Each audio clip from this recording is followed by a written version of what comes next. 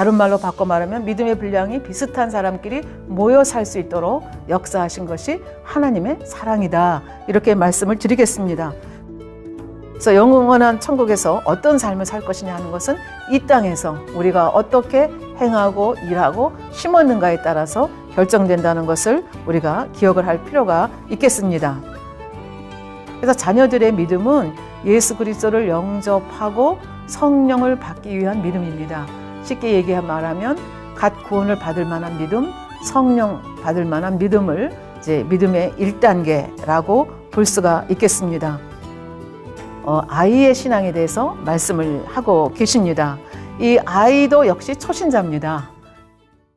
어린아이가 또 성장을 하게 되면 청년기에 도달을 하게 됩니다.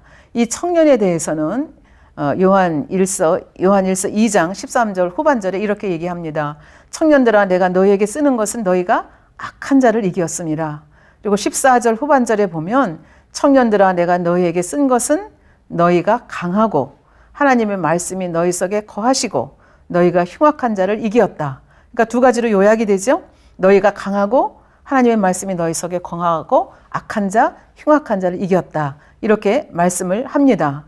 어린아이가 점점 자라게 되면 우리도 이제 청년기가 되면은 굉장히 자기의 삶을 개척하고자 하는 힘도 있고 능력도 있고 야망도 있습니다. 그러니까 영적으로도 마찬가지입니다. 천국에 대해서 더 자세히 알게 되고 아버지 하나님에 대해서 자세히 알게 되고 예수 그리스도의 사랑에 대해서 자세히 알기 때문에 그 말씀대로 살고자 하는 그런 영적인 욕심을 갖게 됩니다. 그리고 천국이 좋은 것을 알고 천국의 처소가 다르다는 것을 알기 때문에 열심히 천국을 침노해 가고자 하는 그런 마음이 있습니다. 그래서 악을 멀리하고 가능하면 선을 행하려고 합니다. 아버지의 말씀대로 살려고 합니다. 그래서 말씀하시기를 너희가 강하고 하나님의 말씀이 너희 속에 거한다. 이렇게 말씀을 합니다. 그러면서 너희가 흉악한 자를 이겼다. 흉악한 자는 누구입니까? 우리 천국은 침노를 당하나니 해서 말씀드린 대로 원수 마귀가 흉악한 자입니다. 왜 그렇습니까? 어찌하든지 우리를 믿음에서 잡아 끌어서 좋은 천국을 첨노하지 못하도록 하고 더 나아가서 지옥으로 끌어들여서 원수 마귀의 자녀를 만들기 원하기 때문에 굉장히 흉악한 자라고 얘기합니다. 그래서 이런 흉악한 자를 넉넉히 이길 수 있습니다. 원수 마귀 사단이 유혹을 해와도 그 유혹에 빠지지 않는 단계가 바로 청년의 단계입니다. 이 청년의 단계는 이제 믿음의 1단계, 2단계, 3단계 이렇게 보면 3단계에서도 60% 이상을 넘어야 청년의 단계다. 그러니까 우리 이제 앞으로 설명을 드리겠습니다만 믿음의 반석 3단계 60% 이상을 믿음의 반석이라고 말씀을 드립니다. 그러니까 믿음의 반석 이상에 들어든 사람의 믿음을 우리가 청년의 믿음이다. 이렇게 설명을 합니다. 그래서 이때는 이제 청년 믿음의 반석에 정도 들어서면 원수 마귀가 여간해서는 끌어내릴 수가 없습니다. 천국 새 예루살렘을 향해서 전진해서 나가는 시기가 청년입니다. 그러나 이때도 우리가 안심하지 못할 것은 나는 이쯤 하면 됐다. 이러고 안심하게 되면 벌써 안심하고 안도하는 그때 어떻게 돼요? 원수 마귀가 틈타고 끌어내리게 되는 거죠. 그러니까 상당히 높은 곳을 향해서 계속 달려가는 이 영적인 욕심을 가지고 달려가야 되겠습니다. 그러면 13절 전반부에 말씀드린 대로 아비들의 믿음으로 성장을 합니다. 아비들아 내가 너희에게 쓰는 것은 너희가 태초부터 계신 이를 알미요. 태초부터 하나님이라고 말하지 아니하고 태초부터 계신 이를 안다. 이렇게 말씀했습니다. 그러니까 어린아이가 아버지 사랑해요. 엄마 사랑해요. 아버지 알아요. 엄마 알아요. 얼굴 알지요. 저기서 오면 우리 아빠야 우리 엄마야 하죠. 그 수준하고 이제 청년의 단계를 지나서 시집가고 장가가서 자식을 낳아보면 부모님들이 옛날에 그런 말씀 하시잖아요. 말 안 들으면 야 너도 시집가봐야 안다. 이런 말씀을 저도 들었거든요. 그러니까 시집가서 장가가서 자식을 낳아보고 자식을 키우게 되면 누구의 마음을 알아요? 아비의 마음을 아는 거예요. 어머니의 마음을 알게 되는 거죠. 그래서 아비들아 내가 너희에게 쓰는 것은 너희가 태초부터 계신 이를 알미요. 그래서 장년의 믿음을 얘기합니다. 아비의 믿음을 얘기합니다. 그러니까 이때는 예를 들면 청년들은 굉장히 혈기방장하고 의협심도 많고 하나님의 나라를 위해서 하겠습니다 하는 건 많지만 아직 자기의 틀이 있습니다. 자기의 의가 있습니다. 내가 옳다 하는 것이 있습니다. 때로는 화평을 깨트립니다. 그러나 이제 아비 정도의 단계에 오면 이제 믿음의 단계로 하면 4단계, 5단계거든요. 그러니까 완전히 성결되고 온영을 이룬 이 단계에 오면 굉장히 원숙한 신앙을 가집니다. 그래서 비진리가 아니라면 화합을 이루기 위해서, 화목하기 위해서 모든 사람과 화평과 거룩함을 쫓지 않으면 하나님을 볼 수 없다 말씀하신 그 믿음을 갖게 됩니다. 모든 사람과 더불어서 72비를 따지는 게 아니라 포용하고 이렇게 잘 이렇게 온유한 마음으로 품는 이 단계가 아비의 단계라고 볼 수가 있습니다. 그래서 숙여야 될 때는 숙일 수 있고 품어야 될 때는 품을 수 있는 이런 단계. 그러니까 이걸 아비의 믿음이라고 그렇게 얘기를 합니다. 그래서 태초부터 계시니 아버지의 근본에 대해서 아는 단계까지 가게 되는 거죠. 그러니까 부모의 삶에 대해서, 부모의 애환에 대해서, 부모님이 그때 나에게 왜 그렇게 했을까? 부모님이 뭐를 말씀하시면 부모님이 어떤 상황 속에서 어떤 마음으로 나에게 이런 말씀을 하시는가? 이것까지를 깨달아서 순종해가는 단계가 바로 아비들의 믿음의 단계다. 이렇게 말씀을 드릴 수가 있겠습니다. 예배소서 3장 18절 19절에 보면 이런 말씀이 있습니다. 능히 모든 성도와 함께 지식에 넘치는 그리스도의 사랑을 알아 그 넓이와 길이와 높이와 깊이가 어떠함을 알아 하나님의 모든 충만하신 것으로 너희에게 충만하게 하시기를 구하노라. 그러니까 하나님의 사랑의 넓이와 깊이와 길이와 이걸 다 안다는 거죠. 그러니까 굉장히 원숙한 하나님의 그 근본까지를 아는 신앙이라고 볼 수가 있겠습니다. 이렇게 말하면 감을 잡기가 조금 힘드실 수 있겠는데요. 예를 들어서 설명을 드리도록 하겠습니다. 우리 성경을 열어보면 창세기, 출애굽기, 레위기, 민수기, 신명기 이걸 모세 오경이라고 얘기를 합니다. 이 모세 오경을 기록하신 분이 모세 선지자십니다. 모세 선지자가 아버지 하나님의 근본에 대해서 얼마나 밝게 알았으면 창세기를 기록할 수 있었겠습니까? 굉장히 깊은 책입니다. 창세기, 출애굽기, 레위기, 민수기, 신명기 이 5가지 책을 기록했다는 것은 영계의 비밀을 알고 계시받아서 하나님의 근본까지를 꿰뚫어 알기 때문에 이런 책을 쓸 수 있었다는 것을 우리가 압니다. 이 모세 선지자는 아비의 마음, 하나님의 마음을 알던 자였습니다. 그래서 이스라엘 백성들이 출애굽해서 모세 선지자가 십계명을 받고 하나님의 말씀을 받기 위해서 40일간 산에 올라가 있을 때 너무 모세가 오랫동안 올라가 있으니까 눈에 그 모세 선지자가 보이지 않으니까 이 백성들이 금방 우상숭배에 빠집니다. 그래서 아론에게 부탁을 해가지고 이제 금송아지를 만들어서 금송아지를 앞에다 놓고 춤추면서 여호와 이름을 금송아지를 놓고 여호와 이름을 불러가면서 춤추는 모습을 볼 수가 있습니다. 아버지 하나님께서 이것을 보시고 모세 선지자에게 말씀을 하십니다. 출애굽기 32장 7절부터 보면 여호와께서 모세에게 이르시되 너는 내려가라. 내가 애굽 땅에서 인도하여 낸 내 백성이 부패하였도다. 하나님이 내 백성이라고 안 합니다. 우상숭배에서 완전히 하나님을 떠난 백성이기 때문에 내 백성이라고 하나님이 이렇게 말씀하시는 걸 볼 수 있습니다. 그들이 내가 그들에게 명한 길을 떠나 자기를 위하여 송아지를 부어 만들고 그것을 숭배하며 그것에게 희생을 드리며 말하기를 애굽 땅에서 인도하여 낸 너희 신이라 하였도다.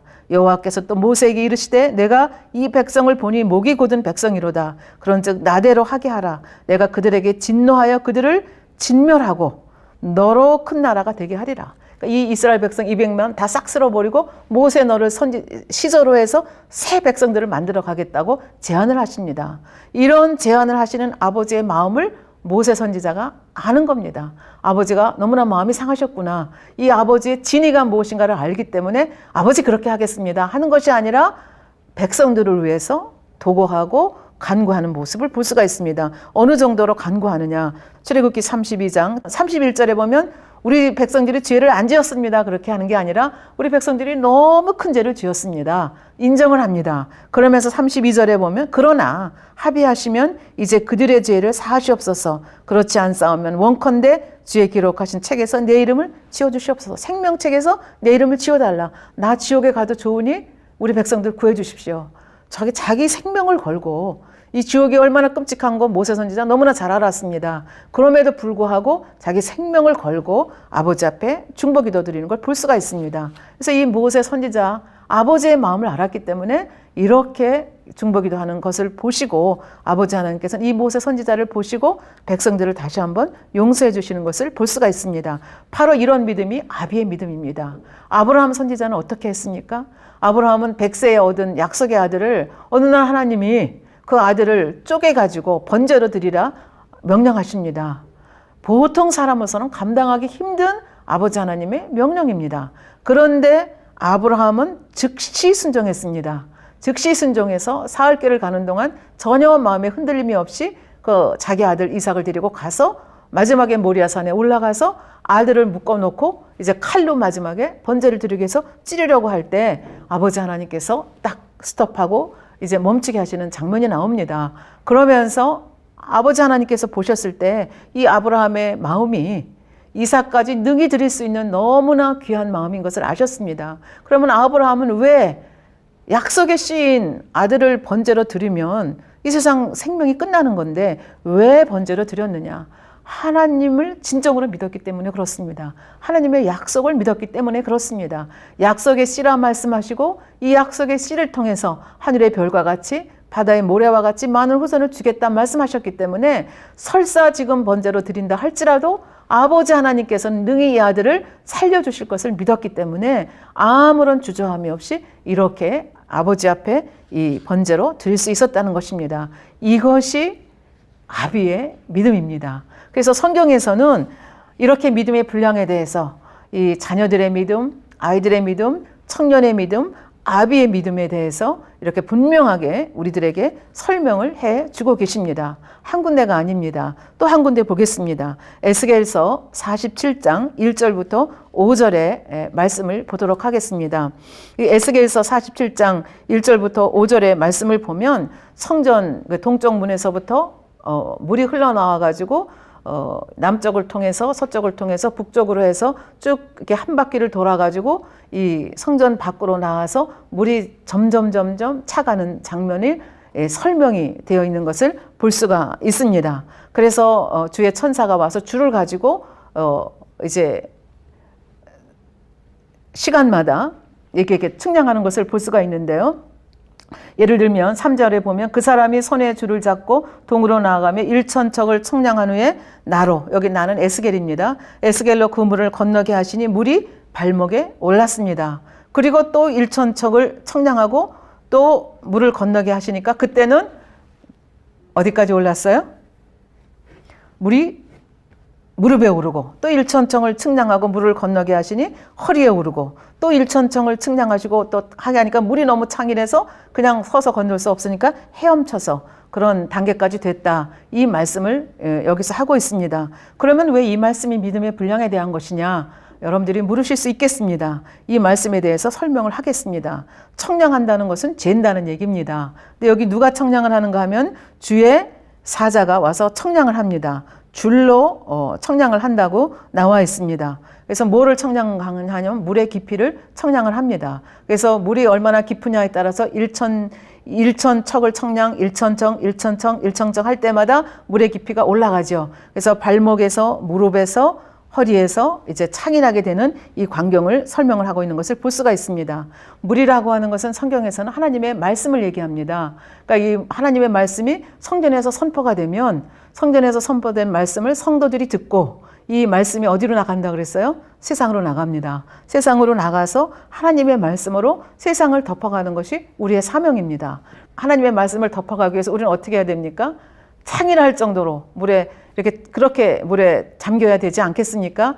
물이 바다를 덮은 같이 여호와를 아는 지식이 세상에 충만할 것입니다. 이 사명이 우리 바로 예수 그리스도를 믿는 우리들에게 주어진 사명이라 볼 수 있겠습니다. 그러니까 물에 완전히 푹 잠긴 상태가 믿음의 단계로 하면 믿음의 4단계, 5단계라고 볼 수가 있겠습니다. 그러면 이 말씀에 대해서 조금 더 자세하게 설명을 하도록 하겠습니다. 발목에 찬다, 무릎에 찬다, 허리에 찬다, 창일하다. 이 말씀의 의미를 다시 한번 설명을 하도록 하겠습니다. 그래서 이 물이라고 하는 것으로 이제 발목에, 무릎에, 허리에, 그 다음에 창일하게 하죠. 왜 하필이면 물이냐? 아까도 말씀드렸지만 물은 하나님의 말씀을 얘기합니다. 그래서 우리의 믿음을 측량하는데 그 측량하는 기준이 뭐냐? 물입니다. 물이라고 하는 것은 하나님의 말씀을 얘기합니다. 하나님의 말씀으로 우리의 믿음을 측량한다는 이야기가 되겠습니다.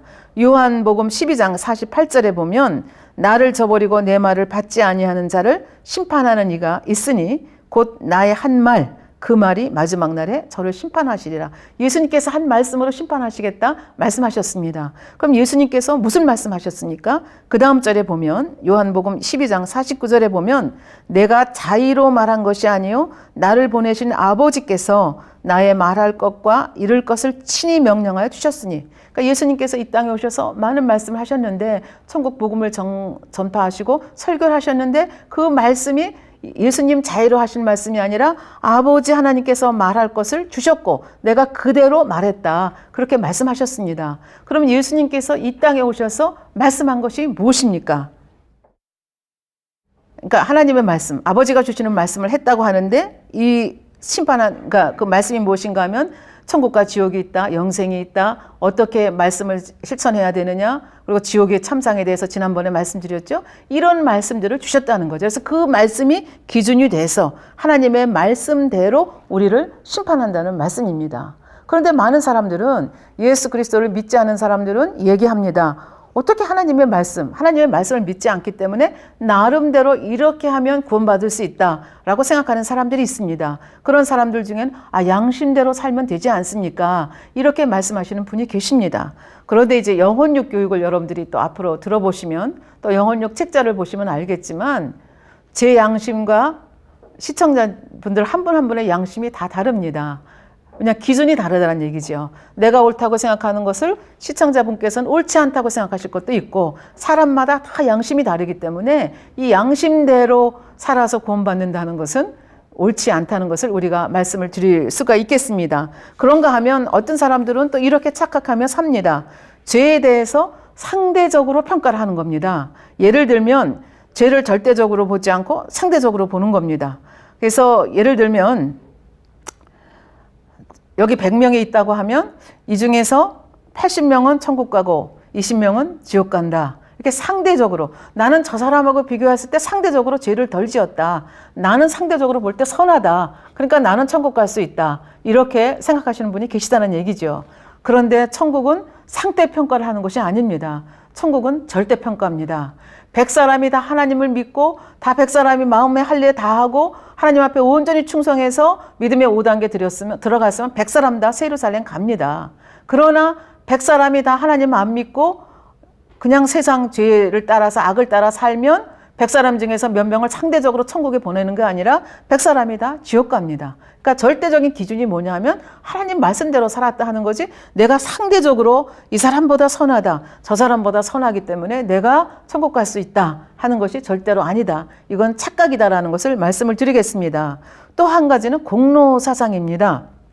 내가 죄를 40 정도 지었는데 내가 선을 쌓고 공로를 많이 쌓아가지고 60 정도의 선을 쌓고 60 정도의 공로를 쌓으면 플러스 마이너스 해봤을 때 20 정도 선이 더 많기 때문에 나는 천국에 갈 수 있다. 이렇게 생각하는 사상이 공로사상입니다. 근데 의외로 이 공로사상을 가지고 있는 분이 많은데 우리가 아무리 공로를 쌓았다 해도 우리는 천국 갈 수가 없습니다. 우리가 죄가 눈곱만큼 있어도 천국 갈 수가 없습니다. 그래서 이 죄를 가지고는 천국 갈 수, 그러니까 죄는 내 힘으로 어떻게 내가 아무리 선을 10,000개를 쌓는다 할지라도 내 죄를 속할 방법은 없다는 거죠. 그래서 예를 들면 마태복음 18장 21절에부터 36절에 보면 무자비한 종의 비유가 나옵니다. 거기에 보면은 금 1만 달란트 빚진 종에 대한 얘기가 나오거든요. 근데 금 1만 달란트라고 하는 것은 250만 년간 꼬박 일해서 얻는 그 액수입니다. 그러니까 우리가 이 땅에서 길면 100년을 사는데 250만 년을 살아도 갚을 길이 없는 그런 빚을 지고 우리는 살고 있습니다. 그러니까 우리가 아무리 선행을 많이 쌓는다 하더라도 아무리 고행을 많이 한다 하더라도 우리의 죄값을 치를 수가 없다는 거죠. 그래서 누가 오셨습니까? 예수님이 이 땅에 오셔야만 했던 이유가 바로 여기 있습니다.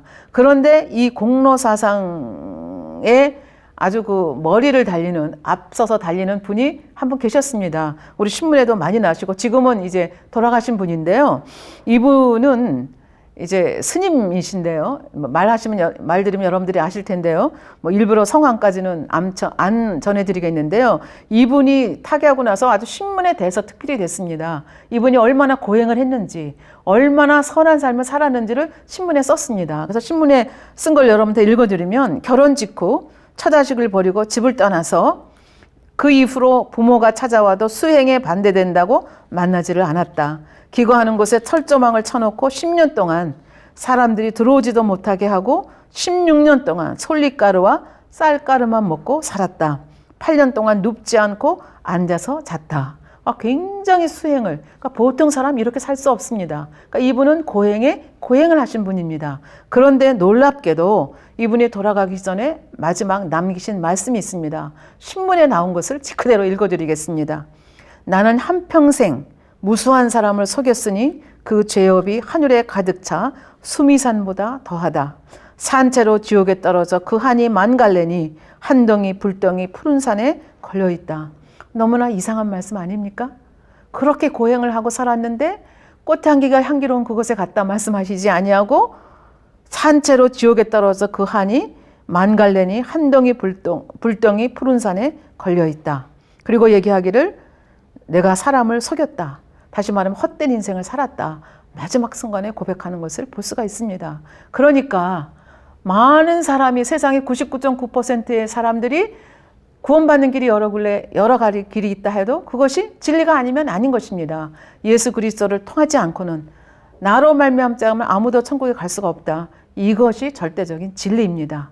그래서 이 진리대로, 말씀대로 얼마나 살았고, 그러니까 그 첫 번째가 뭡니까? 예수 그리스도의 터위에 집을 지어야 된다는 거죠.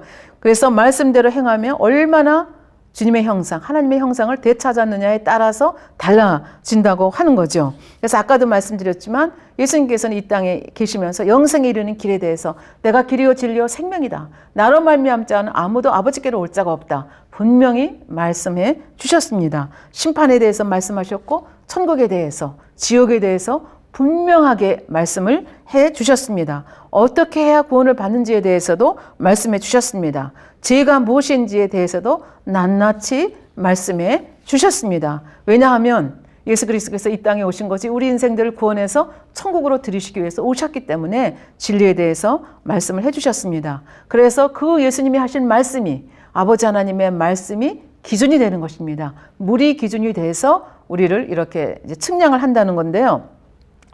이 에스겔서 47장의 이 말씀은 마지막 때 심판에 대한 말씀입니다. 그래서 심판을 하시는데 뭐가 기준이 되느냐? 하나님의 말씀이 기준이 돼서 우리를 심판하신다는 말씀이 되겠습니다. 근데 하나님께서는 혹시 하나님께서 실수하시지 않을까? 하나님의 우리 마음속까지 읽으실 수 있을까? 하나님의 심판은 정말 정확하실까? 이렇게 혹시 의심을 품는 분이 계실지 모르겠습니다. 하나님께서는 정확무오하게 한치의 오차도 없이 우리의 행위만 보시는 것이 아니라 마음속 깊이까지도 헤아리셔서 심판하시는 그런 분입니다. 누구를 각별히 더 편벽하게, 누구를 더 사랑해서 누구는 그렇게 해도 천국에 오고 누구는 그렇게 하면 천국에 못 오는 것이 아니라 정확하게 판단을 합니다. 근데 이 정확하다는 것도 또 우리가 오해하면 안 되죠. 예를 들면 안식일을 지켜야 된다, 주일을 지켜야 된다, 신자의 기본입니다. 그런데 여기 새신자 한 분이 계시고 10년을 교회 다닌 분이 계십니다. 그런데 오늘 주일 예배에 왔습니다. 똑같이 끄떡끄떡 졸았습니다. 너무 말씀이 길다. 언제 끝나냐. 이거 빨리 끝나면 가가지고 야구 구경해야 되는데, 이렇게 하면서 딴 생각하면서 꾸벅꾸벅 졸면서 새신자도 졸면서 예배드리고 10년 된 집사님도 졸면서 예배를 드렸다. 겉으로 보기에 다 제대로 신령과 진정으로 예배를 못 드렸습니다. 그러면 하나님 보시기에도 다 똑같이 예배를 못 드린 것이냐? 하나님은 그렇게 안 보십니다. 새신자는 새신자이기 때문에 그냥 억지로 와서 끌려와서 앉아 있는 겁니다. 그리고 종아리를 꼬집으면서 나 졸면 안 되는데, 나 졸면 안 되는데, 그러면서 지금 예배를 끄떡끄떡 졸면서 드리고 있습니다. 그런데 10년 된 신자는 습관적으로 졸립니다. 그냥 빨리 이 시간 지나갔으면 좋겠다. 빨리 집에 가서 오늘 저녁에 맛있는 거 뭐 해 먹을까? 맛있는 텔레비전 프로그램 뭐 있을까? 이러면서 몸은 와 있지만 마음은 안 와 있습니다. 겉으로 보기에 두 사람이 다 신령과 진정으로 예배드리지 않은 것 같지만 아버지 하나님께서 볼 때는 새 신자는 인정해 주실 수 있는 면이 있습니다. 그런데 10년 된 신자가 여전히 졸면서 딴 생각하면서 몸은 와 있지만 마음이 와 있지 않으면 주의를 지켰다, 이렇게 인정하시지 않을 수도 있다는 얘기가 되겠습니다. 그러니까 하나님께서는 정황무하게 입술로 얼마나 믿음 고백을 하느냐, 겉으로 보기에 어떠냐, 이것이 다가 아니라는 얘기가 되겠습니다. 그래서 일천척을 측량하고 또 일천척, 또 일천척 이렇게 하고 정황무하게 측량을 한다는 것이 바로 그 의미가 되겠습니다. 그 다음에 또 믿음의 분량에 대해서 에스겔서만 말씀하시는 것이 아닙니다. 고린도전서 3장 10절부터 15절 말씀에 보면은 이 공력과 믿음의 분량에 대한 말씀이 나옵니다. 금과 은과 보석과 나무와 풀과 집에 대한 말씀이 나옵니다. 정말 감당하기 어려운 불같은 시험이 왔을 때, 어떤 우리 삶 속에서 시련이나 환란이 왔을 때 이때 믿음이 무너져 버리느냐, 아니면 그럼에도 불구하고 그 공력 속에, 그 불길 속에서 살아남느냐 하는 것입니다. 그래서 금의 믿음, 은의 믿음, 보석의 믿음 이렇게 얘기합니다. 요한일서에서도, 그리고 에스겔서 47장에서도, 그리고 고린도서 3장에서도 우리의 믿음의 분량에 대해서 정확하게 이렇게 찝어서 말씀해 주시는 것을 볼 수가 있습니다. 성경에서는 믿음의 분량에 대해서 그런 것이 어디에 있어요? 이렇게 물으시는 분이 많지만, 큰 자, 작은 자, 해의 영광, 달의 영광, 별의 영광에 대해서 말씀하시고, 행한 대로 갚아주신다 말씀하시고, 또 이렇게 믿음의 분량에 대해서 정확하게 곳곳에서 우리에게 일러주시고 계시다는 것을 우리가 기억할 필요가 있겠습니다. 그리고 아버지의 진짜 마음은 우리가 그리스도의 장성한 분량까지 자라서 새 예루살렘에 이르기를 원하는 것이 아버지의 마음이라고 하는 것이 에베소서 4장 13절에 나와 있습니다.